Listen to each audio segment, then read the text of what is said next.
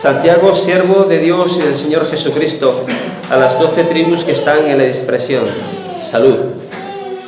Hermanos míos, tened por sumo gozo cuando os halléis en diversas pruebas, sabiendo que la prueba de vuestra fe produce paciencia, mas tenga la paciencia su obra completa, para que seáis perfectos y cabales, sin que os falte cosa alguna.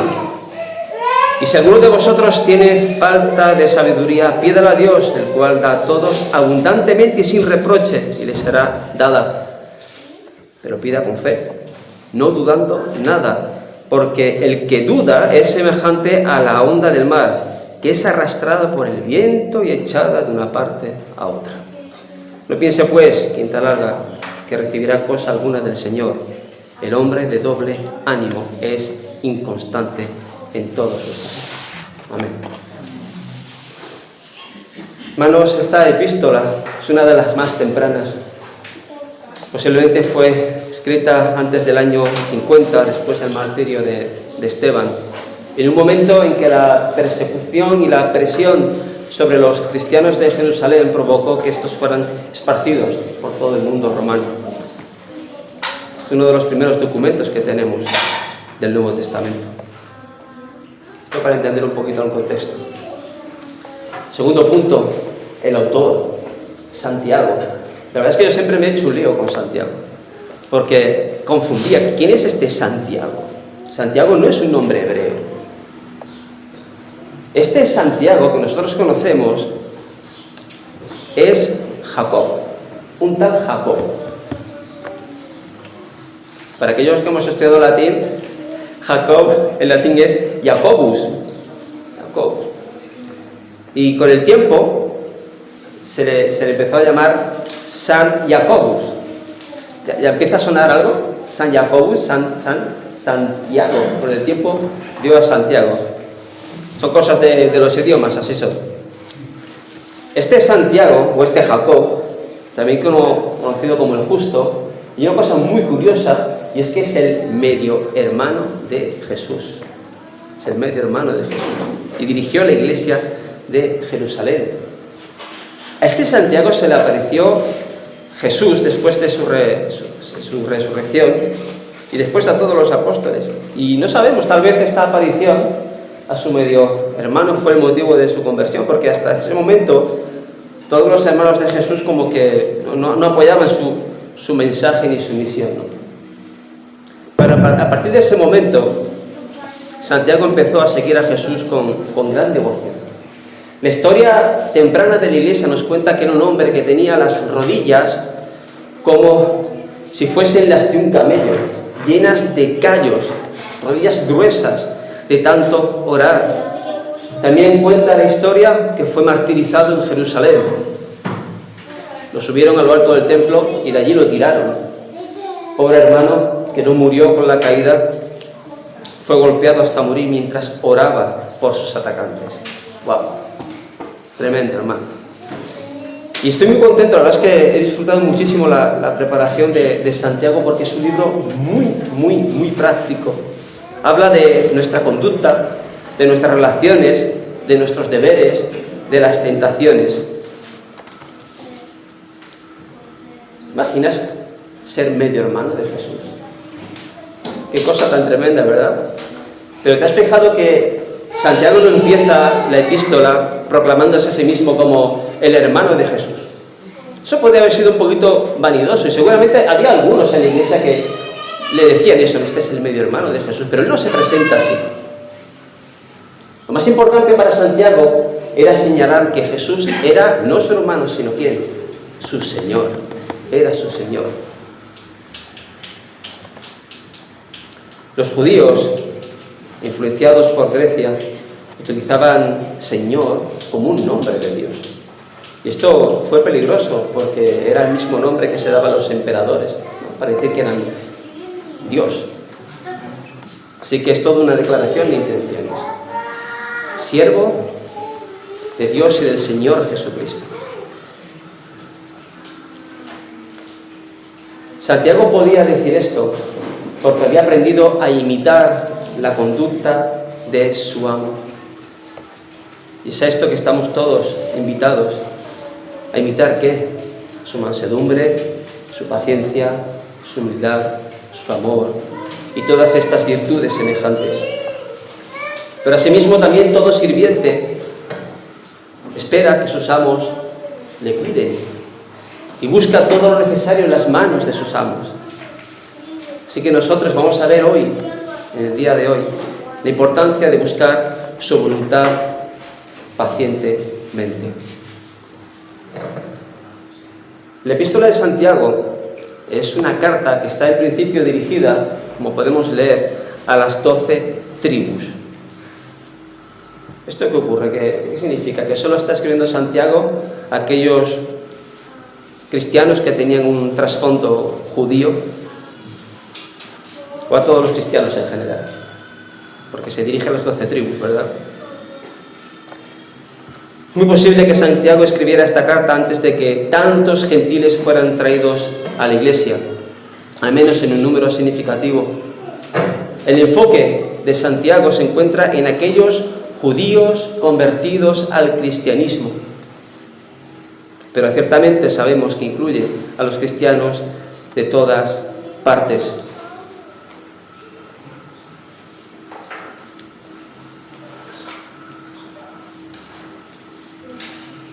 Sabemos que en el Nuevo Testamento hubo roces, hubo incluso cierta polémica entre Pablo y la iglesia de Jerusalén acerca de quiénes podían ser llamados cristianos, ¿verdad?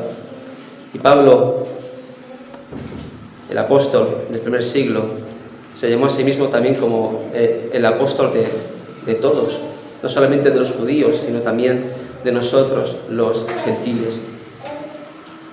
Pero no tenemos que pararnos en las apariencias, porque para Santiago el Evangelio de Cristo era el verdadero judaísmo cumplido y transfigurado. Santiago sí, era un judío de corazón hasta su muerte, pero también fue un apóstol cristiano. ¿Quién entonces tan preparado como él para instruir a aquellos judíos de nacimiento, formación y hábito, pero que habían alcanzado el cristianismo? Como sabemos, los primeros siglos del cristianismo fueron tiempos duros para los cristianos. Pero fueron también tiempos en los que toda la comunidad judía se había extendido por todo el Mediterráneo. Es curioso cuando estudiamos la historia, ¿no? Y cómo fue recibida la epístola de Santiago. A mí me llamó mucho la atención cuando descubrí que Martín Lutero había llamado a la epístola de Santiago una epístola de paja. Tremendo, ¿no? Algo que tiene paja es como que no hay mucha cosa dentro, ¿verdad? Pero también tenemos que entender que para Martín Lutero lo importante en su momento era pelear acerca de la justificación por fe, ¿verdad? Pero con el tiempo Martín Lutero llegó también a afirmar lo siguiente: yo tengo por mucha estima la carta de Santiago y la tengo como valiosa, porque no expone doctrinas humanas, sino que pone mucho énfasis en la ley de Dios. Santiago es muy interesante, hermanos, muy interesante porque es una epístola valiosa. Parece que escuchamos en ocasiones el eco de las enseñanzas de Jesús, y no es de extrañar, porque la escribe su medio hermano. Él tomó muy en serio las enseñanzas de Jesús cuando escribió esta carta. Él se dirige a aquellos judíos cristianos que estaban por todo el Mediterráneo y les dice: salud, salud. Salud era la costumbre griega para saludar. Es cierto que Pablo solía empezar sus cartas o terminarlas con la expresión gracia y paz. Pero nuestro hermano Santiago, sabemos que se está dirigiendo a aquellos judíos que habían adoptado ya algunas costumbres griegas. Tenéis vuestras Biblias abiertas. Habéis visto que el primer versículo, los saludos, es algo muy cortito, son 2 líneas, y Santiago no va a perder mucho el tiempo con las introducciones. Él tiene cosas muy importantes que decir a la iglesia y nos comienza hablando acerca de las pruebas. acerca de las pruebas. ¿Qué son las pruebas? Porque utilizamos mucho esta palabra, he atravesado una prueba, pero ¿qué es ciertamente una prueba? Cuando una persona comienza a vivir por la fe en el Señor Jesucristo, va a comprobar que sus amigos, parientes se van a alarmar. Yo lo he vivido, yo lo he vivido. Empiezan a llamarse unos a otros, este muchacho, ¿dónde está? ¿Dónde se ha metido? Y por diferentes medios tratan como de desviarnos de nuestra fe, tal vez con persuasión, con charlas. Y lo que es curioso es que uno puede vivir al completo descuido de su alma y nadie se va a preocupar por ti.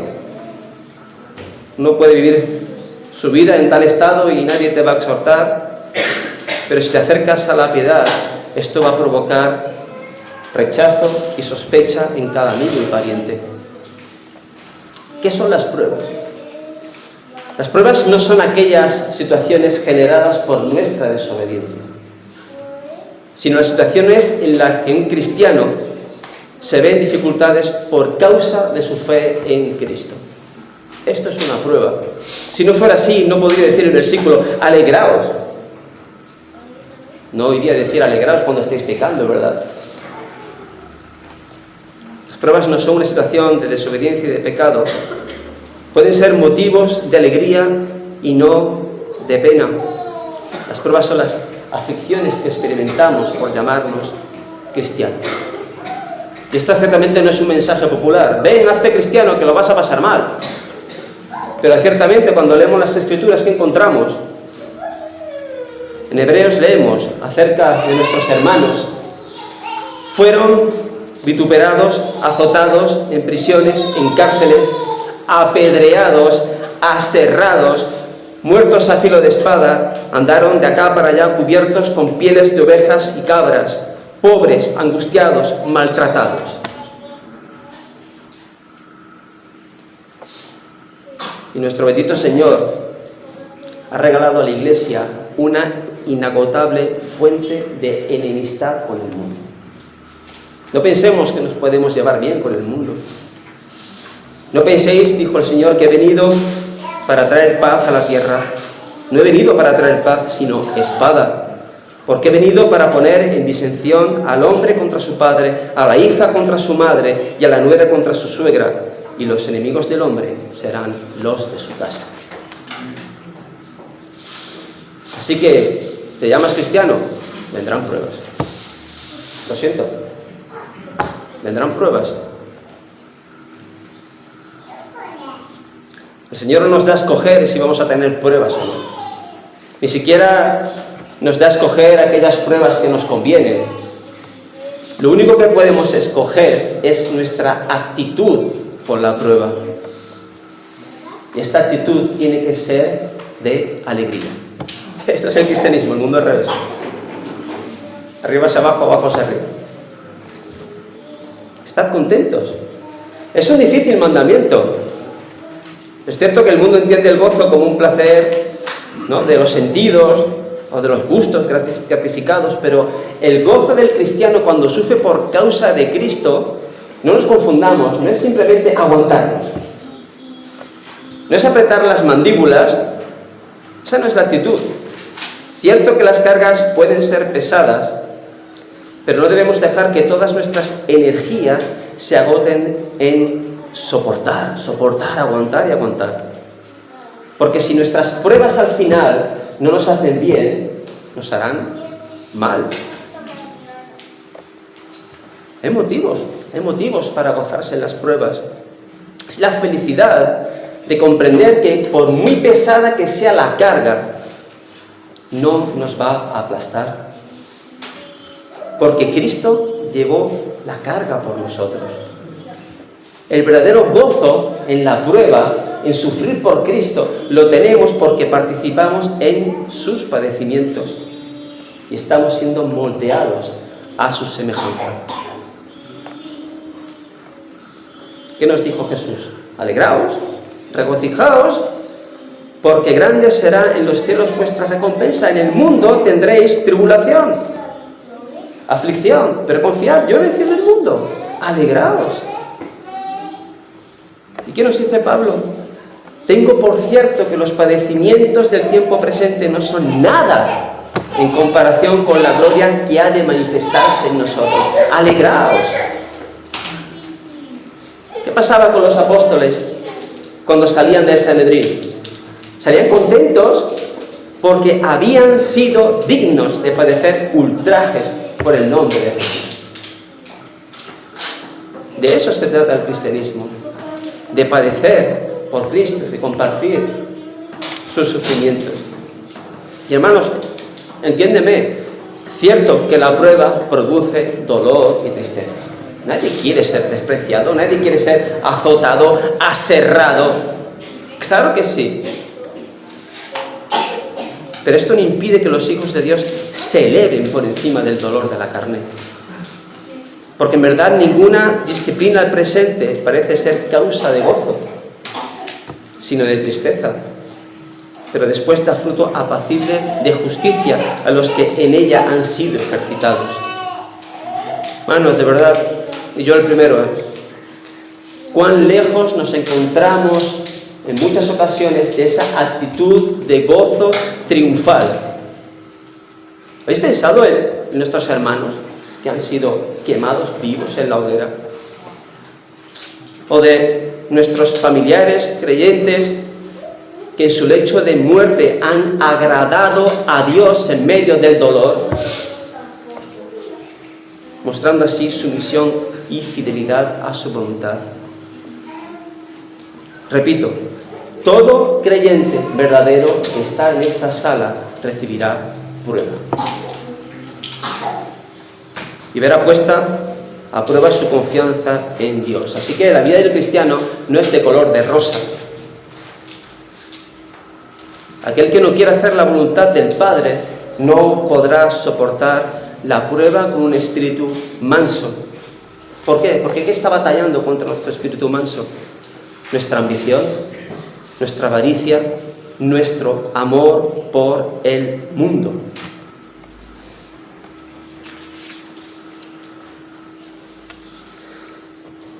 Alegraos, gozaos, pero no de una manera sin sentido, no de una manera superficial, porque todas estas pruebas como creyentes repercutirán en nuestra vida espiritual y en la vida de la Iglesia, y lo harán de manera positiva. Así que no solamente nos alegramos, sino que nos gloriamos en las tribulaciones, sabiendo que la tribulación produce ¿qué? Paciencia. Nadie quiere tener paciencia, pero es necesaria la paciencia. Hermanos, escucha, Dios no envía pruebas para destruir, sino para probar tu fe. Es en las situaciones donde sufrimos por Cristo que demostramos qué tipo de fe tenemos. Y no es que Dios no sepa si tú tienes fe o no, sino que es la manera de hacer visible nuestra fe. Primero a nosotros y después a los que nos rodean. Así que la prueba es inevitable. Vamos a ver, ¿quién de nosotros sale de una zapatería sin haberse probado los zapatos? Nadie, ¿verdad? ¿Por qué? ¿Vamos a andar con ellos? No, van a proteger nuestros pies de los arañazos, de los cortes, y vamos a estar protegidos. Así que la fe es importante. Y es precioso nuestro caminar en Cristo, y solo las cosas preciosas son probadas tan a fondo. Mira, una cosa tan sorprendente, cuando las pruebas se reciben con fe, hay una química espiritual que genera un nuevo elemento en la tabla periódica del creyente. Recibir con la prueba con fe produce paciencia. Paciencia. Y esta paciencia no es una espera pasiva, no es sufrir sin rendirse, perdón, es un sufrir sin rendirse. ¿Vale? No es la paciencia de aquel que está esperando en la sala de espera del médico, sino más bien la paciencia que tiene el deportista. Y aquí no está nuestro hermano José que corre, ¿vale? El deportista para terminar una maratón. La paciencia es resistencia, es perseverancia, es una disposición del ánimo para soportar. Como aquel que está debajo de una carga, pero la aguanta, no escapa. Bueno, si a la prueba le quitamos la fe y le añadimos los ingredientes de la incredulidad y de la queja, ¿por qué me está pasando esto a mí? ¿Qué vamos a cocinar? Pues mira, al final tendremos un bonito plato de amargura y de desaliento. Así que, sumo gozo, gran gozo. Ese es el catalizador que hace que la fe produzca paciencia. Alegrémonos, porque las pruebas son de parte de Dios para su pueblo, para nuestro bienestar. Yo sé que esto es difícil de entender, pero es así. Para promovernos a la santidad. Es por ello que deberíamos ver las pruebas como un medio para alcanzar un fin. Así que cuando llegue el desprecio del mundo, tú que eres cristiano, cuando tus familiares dejen de hablarte, no te enfurezcas, no te desalientes, porque nuestra debilidad en esa situación nos tiene que llevar a humillarnos ante Dios para implorar ¿qué? Su gracia, para que seamos fortalecidos con todas las fuerzas por su Espíritu para toda paciencia y generosidad, con gozo, dando gracias al Padre. No la queja, hermano, no la queja. La pregunta es si estamos esperando, porque va a llegar, estamos esperando recibir el desprecio del mundo. Va a venir, lo estamos esperando. ¿Tú recuerdas cuando has estado en el hospital, si es que has estado, y has necesitado atención médica? ¿No es cierto que aceptamos los cuidados cuando nos tienen que pinchar y tal, aunque sea doloroso y desagradable? Y no aceptaremos la prescripción de nuestro Padre, el gran médico celestial de nuestras almas. ¿Y qué? Si son desagradables. ¿Y qué? Y nos quejamos. No, es que en mi trabajo no me hablan porque saben que soy cristiano. Que mi familia se mete conmigo porque soy cristiano. Es que paso vergüenza. Es que tengo miedo. Los sufrimientos de esta vida presente no son dignos de ser comparados con la gloria que será revelada en nosotros. Eso es lo que tenemos que tener en mente. Así que si tú ves nubes a tu alrededor, si tú ves pruebas a tu alrededor, alégrate, porque las nubes traen lluvia refrescante. Como hemos dicho hace un momento, las pruebas son un medio para un fin y tienen que llegar. Y el fin supremo es ser como Cristo. Pacientes, pacientes. Él, que fue llevado como oveja al matadero y como oveja delante de sus trasquiladores, enmudeció y no abrió su boca.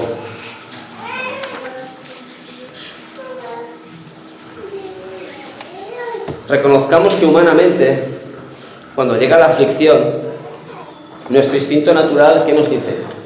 Corre, sal de él, corre. Nadie quiere sufrimiento, nadie quiere vergüenza, nadie quiere humillación. Pero para tener resultados en la vida del cristiano hace falta algo que todos entendemos: es tiempo. Es tiempo. Y los beneficios de la prueba vienen lentamente. Debemos dejar que la flor de la paciencia vaya floreciendo a su debido tiempo. Si tú tienes paciencia, al final, como dice el versículo 4, serás una persona perfecta y cabal. No te faltará ninguna cosa. Persona perfecta, sensata y completa. ¿Sabéis? Mira, en Grecia había dos clases de atletas. Los atletas perfectos y los completos. ¿Qué es mejor? ¿Lo primero o lo segundo? ¿Perfecto o completo? Mira, el que obtenía una victoria en un ejercicio atlético era perfecto, perfecto en eso. Pero el atleta completo es el que alcanzaba la victoria en el pentatlón, en los 5 ejercicios. Así que la vida del cristiano no solamente es superar una prueba, son las pruebas, son muchas. Para que al final, como el atleta, seamos ¿qué? Perfectos y completos. Perfecto. No lo dijo Jesús. Sed pues vosotros ¿qué? perfectos como vuestro Padre que está en los cielos es perfecto.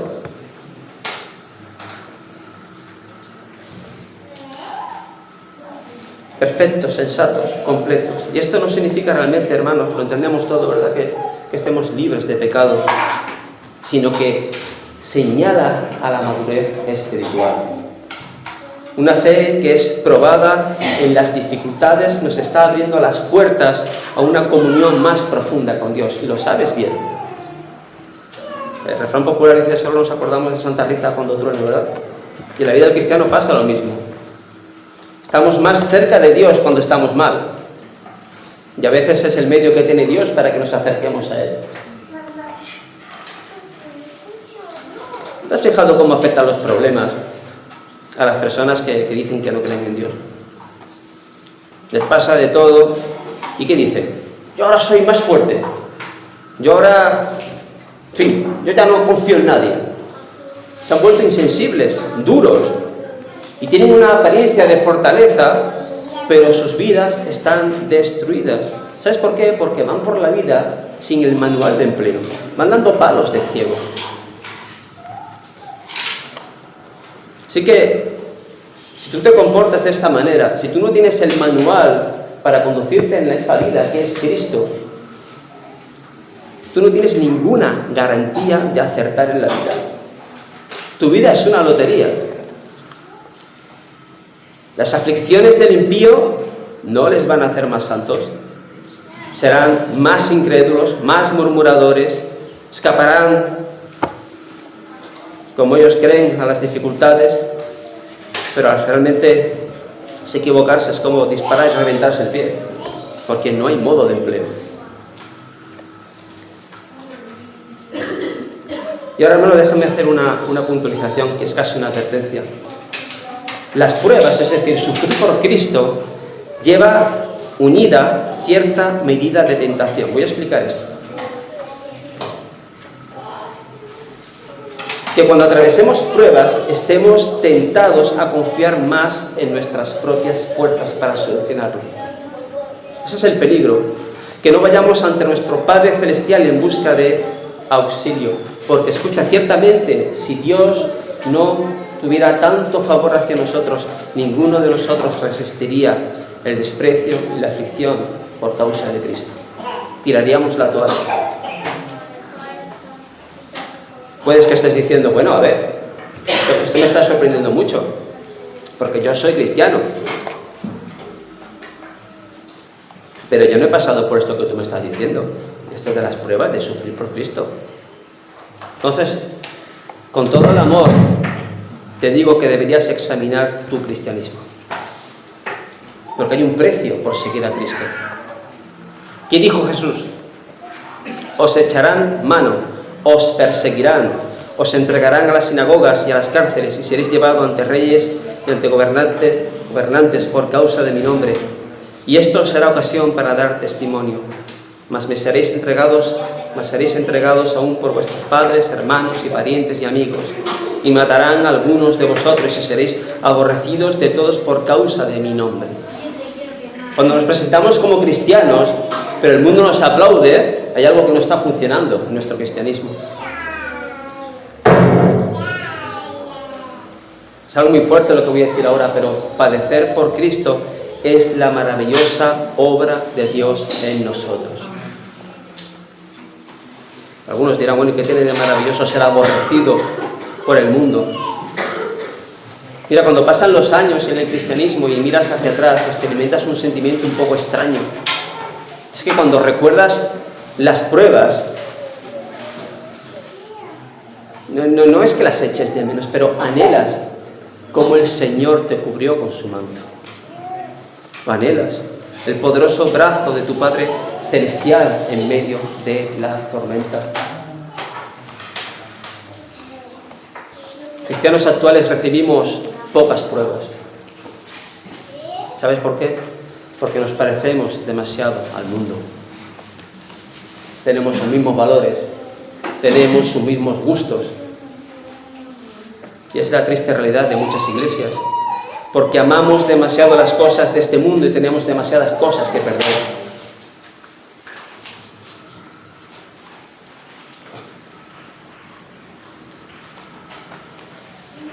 Cuando lleguemos a decir, en mitad de la prueba, no se haga mi voluntad sino la tuya, entonces no estaremos lejos de la madurez espiritual. Para que en toda prueba tengamos los ojos puestos en Jesús, el autor y consumador de la fe, el cual, por el gozo puesto delante de él, sufrió la cruz, menospreciando el oprobio, y se sentó a la diestra del trono de Dios. Hermanos, que por duro que sea la prueba, que tengamos en mente que no hemos recibido un espíritu de esclavitud para estar con temor, sino para estar con gozo.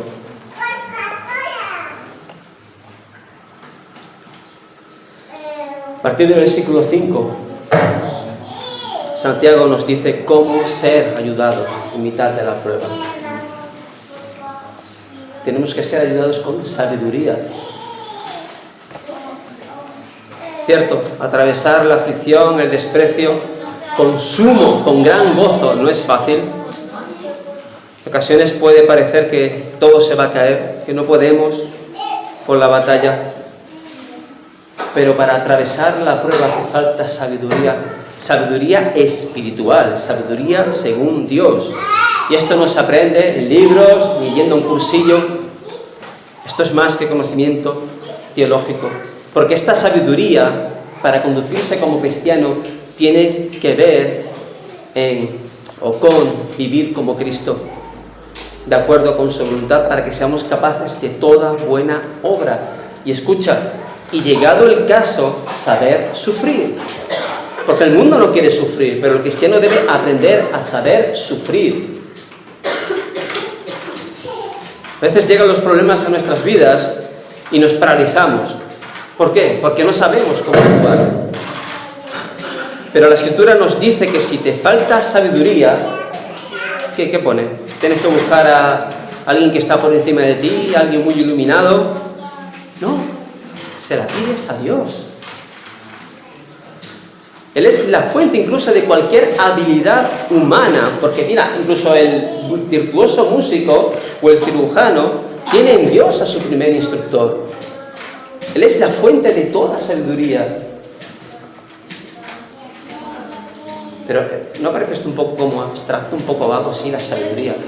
Sabiduría para poder soportar la aflicción, el desprecio. ¿Pero qué es esa sabiduría? Mira, la sabiduría se declina. La sabiduría la podemos explicar. Podemos atravesar la prueba con paciencia, con misericordia, con buenos frutos. Esta es la sabiduría. Es el consejo y el poder del Espíritu. Es la ciencia del temor de Dios, el que nos lleva a toda verdad para que podamos alcanzar una sabiduría espiritual. Así que, si no tenemos sabiduría, es lo normal. Nos tenemos que tragar nuestro orgullo. Porque todos estamos dispuestos a hacer muchas cosas para arreglar nuestros problemas, menos ir a Dios. ¿Pero qué dijo el Señor? Pedid. Si es que es tan fácil como eso. Pedid y se os dará. Buscad y hallaréis. Llamad y se os abrirá. Esto no es falso. Si clamares a la inteligencia y a la prudencia dieras tu voz, si como a la plata la buscares, si la escudriñares como a tesoros, entonces entenderás el temor de Jehová y hallarás el conocimiento de Dios. Porque Jehová, escucha, Jehová da la sabiduría y de su boca viene el conocimiento y la inteligencia. Es que no sé qué hacer. Ahí lo tienes. Ahí lo tienes. Él provee de sana sabiduría a los rectos. Es escudo a los que caminan rectamente. Se cuenta una anécdota acerca de Alejandro Magno. Él iba subido a lomos de su caballo y de repente se puso en medio un mendigo y le pidió una moneda. Alejandro no le dio la moneda.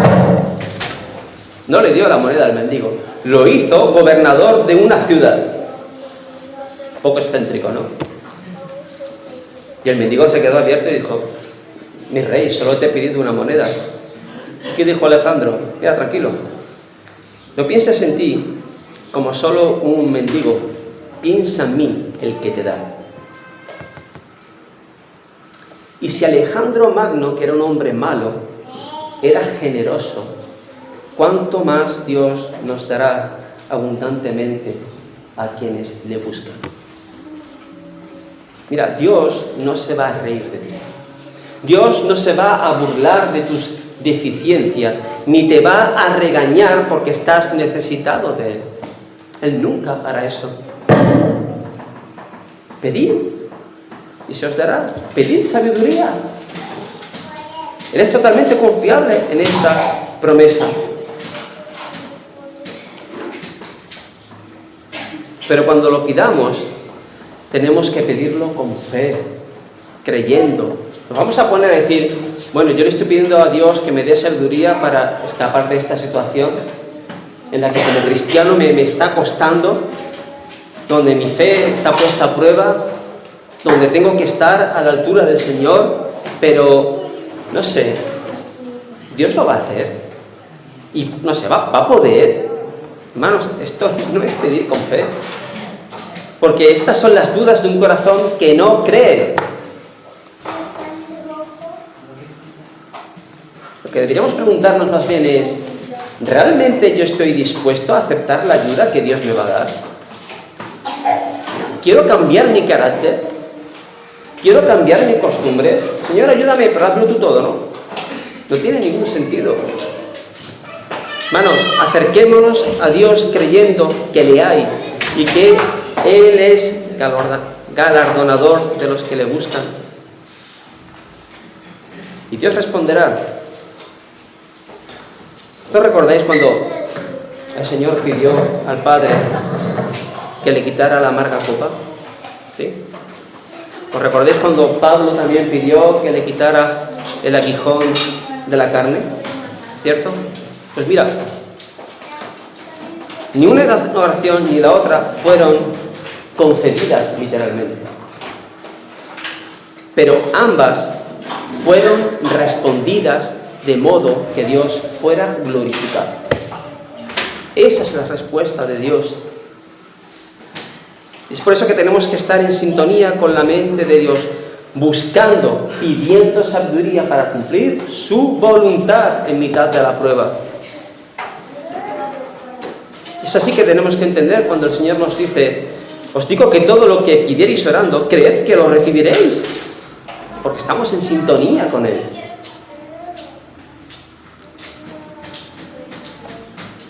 Así que, sumo gozo, gran alegría en mitad de las aflicciones. No hay motivos para desanimarse.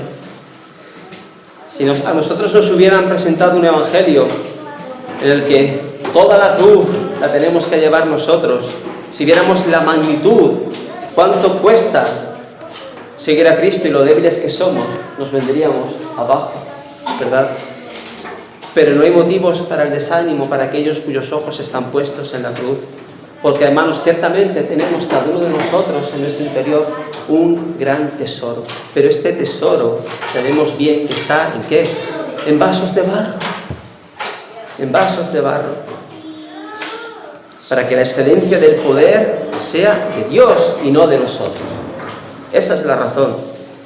Y si la prueba consiste en que nosotros nos hagamos más pequeñitos y Él grande, gloria a Dios.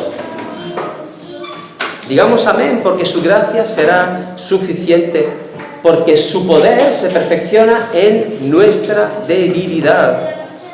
Y de buena gana nos gloriaremos en nuestras debilidades, para que repose sobre nosotros, ¿qué? Poder de Cristo. Amén. Hermanos, pidamos con fe, no dudemos, no seamos de doble ánimo, no estemos en mitad del camino, con un pie en la fe y otro pie en la incredulidad. No tengamos miedo de perder este mundo. Este mundo no tiene nada para nosotros. Qué triste que aquel que se llama cristiano baje a Egipto en busca de lo que solamente Dios puede darnos.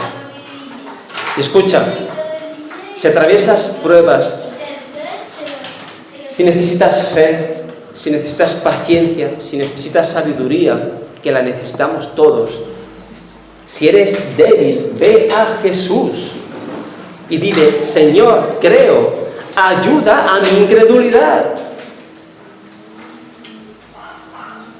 Si en la prueba nuestra fe es probada, pide más fe. Él da de inmediato. Dile: Señor, esto es lo que necesito. Necesito fe. Necesito sabiduría. Y te pido esto creyendo que tú me lo puedes dar. Hermanos, concluyendo. Estamos llamados a padecer por Cristo. Pero no tenemos un Dios que no se compadezca de nosotros.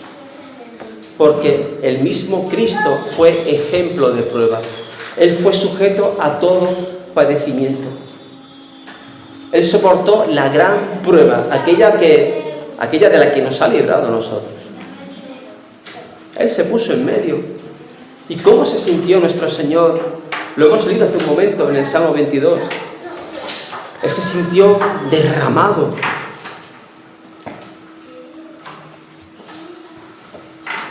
Dice: todos mis huesos se descoyuntaron. Mi corazón fue como cera, derritiéndose en medio de mis entrañas. Como un tiesto seco, se secó mi vigor y mi lengua se pegó a mi paladar. Y me has puesto en el polvo de la muerte. Perros me han rodeado, me han cercado los malignos. Hicieron agujeros en mis manos y en mis pies. Puedo sentir cada uno de mis huesos. Ellos me miran, me observan. Repartieron entre sí mis vestidos y sobre mi ropa echaron suertes. Cientos de años antes profetizaba los sufrimientos de Cristo. Él fue, como dice Isaías, desfigurado de los hombres. Mateo describió su sufrimiento incluso emocional, porque todos los discípulos dejándole, huyeron. Se sintió solo, abandonado, incluso por su padre. Y el alcance de su sacrificio lo vemos en 2 Corintios, porque él no conoció pecado, él no sabía lo que era el pecado, pero fue hecho pecado por nosotros. ¿Para qué? Para que nosotros fuésemos hechos justicia de Dios en él. Así que piensa en esto cuando digas: qué mal lo estoy pasando. Cristo sintió la más profunda de las soledades que nadie podrá nunca experimentar.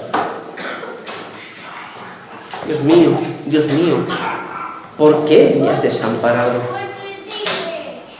Él fue despreciado y desechado entre los hombres, varón de dolores, experimentado en quebranto, y como que escondimos de él el rostro, fue menospreciado y no lo estimamos. Mas él fue herido por nuestras rebeliones, molido por nuestros pecados. El castigo de nuestra paz fue sobre él y por su llaga fuimos nosotros curados. Déjame preguntarte, ¿qué cristianismo estamos viviendo? Qué suave es nuestro cristianismo, hermano. Qué suave. Soy cristiano, seguidor de Cristo, imito a Cristo. Yo no tengo ninguna prueba, no tengo ninguna aflicción por Cristo. ¿Cuál es nuestro cristianismo?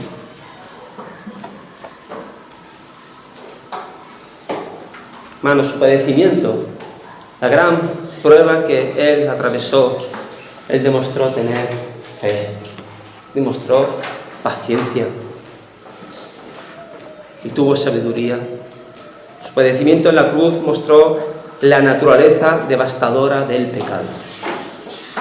El inocente tomó el lugar del culpable para cumplir la justicia de Dios.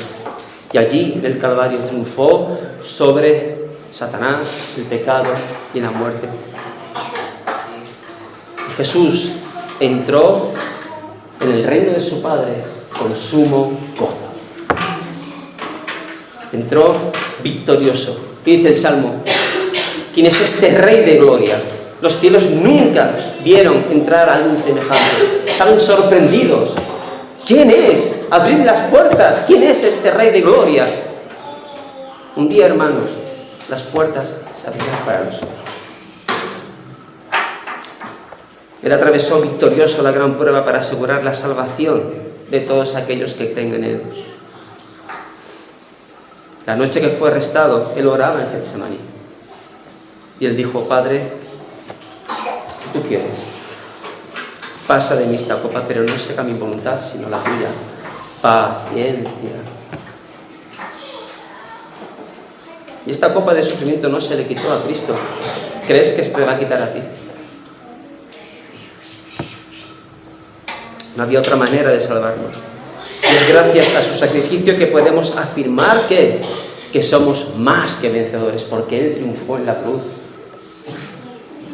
Nuestro Señor ofrece gran gozo para las almas que atraviesan las pruebas con fe. Él está absolutamente comprometido con su pueblo. Permanezcamos pues arraigados y sobreedificados en Él y confirmados en la fe, así como hemos sido enseñados. Que el Señor bendiga su palabra.